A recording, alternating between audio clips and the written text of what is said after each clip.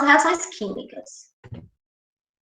As reações químicas, gente, é uma associação de duas substâncias ou mais que reagem e formam novas substâncias. Então, eu trouxe um exemplo aqui para vocês. Isso aqui é uma equação química.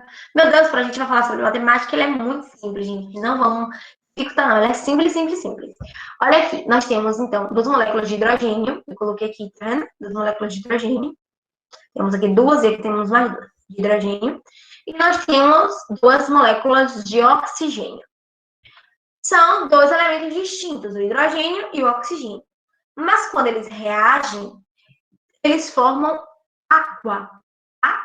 Eles formam, então, um produto. Então, essa primeira parte da nossa equação, que são os elementos iniciais, a gente chama de reagentes. E a segunda parte, o que vai resultar dessa reação aqui, a gente chama de produto. E nesse caso, nós formamos duas moléculas de água. Nós vamos entender um pouco melhor o que é esse conceito de reação e como eu consigo visualizar essa reação química no dia a dia, né, quando acontece essa reação química. Então, a reação química, eles são processos que as substâncias, aquelas iniciais, elas vão entrar em contato uma com as outras, elas vão reagir formando, então, um novo composto, um novo elemento químico, tá? Como a gente consegue visualizar isso? Qual é a evidência de uma reação química? Eu trouxe uma evidência aqui, uma explosão. Teve um gás, né? Teve um líquido diferente. Então, tudo isso é uma evidência da reação química. Aí eu botei ali com umas explosão, né? Que eu falei agora, o aparecimento de alguma chama, ou de uma luz, uma luminosidade. Pode formar um sólido diferente, um líquido inicial. Pode liberar algum gás, como é o exemplo ali. Pode ter uma mudança de cor. E a gente pode trazer o exemplo do repolho roxo. Né? Ele é um indicador de pH, então se a gente colocar qualquer outra substância, ele vai mudar de cor, como se a gente colocar água sanitária, que é que boa, ele vai ter uma coloração. Se a gente colocar um shampoo, ele vai ter outra coloração. Por quê? Porque ele vai ter uma reação química. Quando a gente coloca também um comprimido efervescente na água, num copo de água, ele começa a subir umas bolinhas, né? Ele muda de cor. Tudo isso é uma reação química.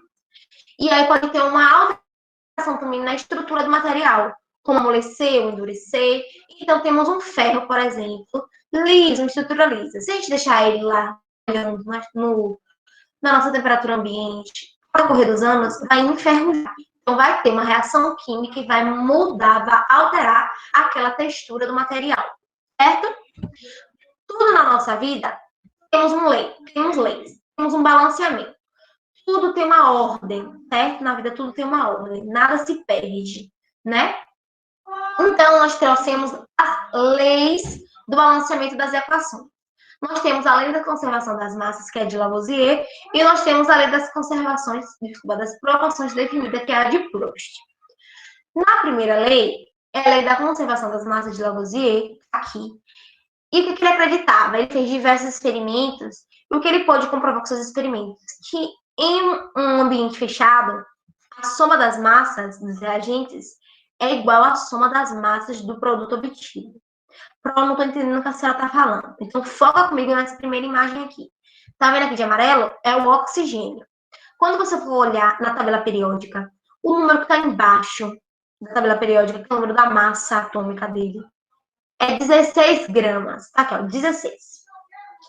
Mais duas moléculas de hidrogênio. Se você for olhar, a de hidrogênio, ele tem 1 grama. Quando eu somo a massa 16 com 2 de hidrogênio, 16 de oxigênio e 2 de hidrogênio, eu vou ter o quê? Eu vou ter 18 gramas. 18 gramas vai ser o valor da massa do meu produto. Quando eu reajo uma molécula de oxigênio com 2 de hidrogênio, eu vou ter uma molécula de água. Então, uma molécula de água, ela tem quanto de massa? Ela tem 18 gramas de massa. Então, é isso que Lavoisier acreditava, que na natureza nada se forma, nada se cria, tudo se transforma. Então, a soma das massas dos reagentes, que foi a primeira parte ali, do oxigênio com hidrogênio, ela vai ser igual à soma das massas do produto obtido, que é da minha molécula de água. A gente entendendo a lei da conservação em massa, agora a gente vai entender um pouco da lei da proporção definida de Proust. As proporções das massas aqui para Proust, ele diz que as massas, tanto do reagente, que é a primeira parte, quanto do produto, ele vai possuir uma proporção sempre constante, e isso vai independer da quantidade. que significa? Aqui na lei de Proust, eu quero que vocês imaginem como uma receita de bolo. Por exemplo, se eu for uma receita que tem 1 xícara de farinha de trigo e 2 ovos, para cada xícara de farinha de trigo eu vou colocar 2 ovos. Se eu dobrar a quantidade de farinha de trigo e colocar 2 xícaras de farinha de trigo, eu vou ter que dobrar a quantidade de ovos. Então, vai ser 4 ovos, né? Como a gente transpõe isso para a química? A gente colocou ali no primeiro exemplo 2 gramas, não foi? 2 gramas de hidrogênio e 16 de oxigênio, porque é uma molécula de hidrogênio, ou desculpa, 2 moléculas de hidrogênio e uma de oxigênio. E a gente vai obter 18 gramas.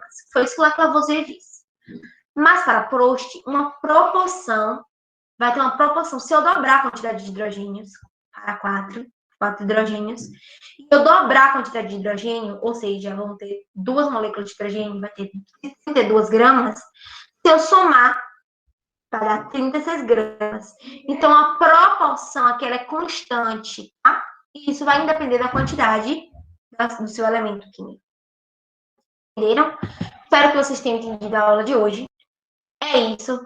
Foi um pouco assim, um pouco densa, foi. Tem diversos elementos que a gente precisa estudar, sim, mas não é difícil, tá? Eu espero vocês na próxima aula.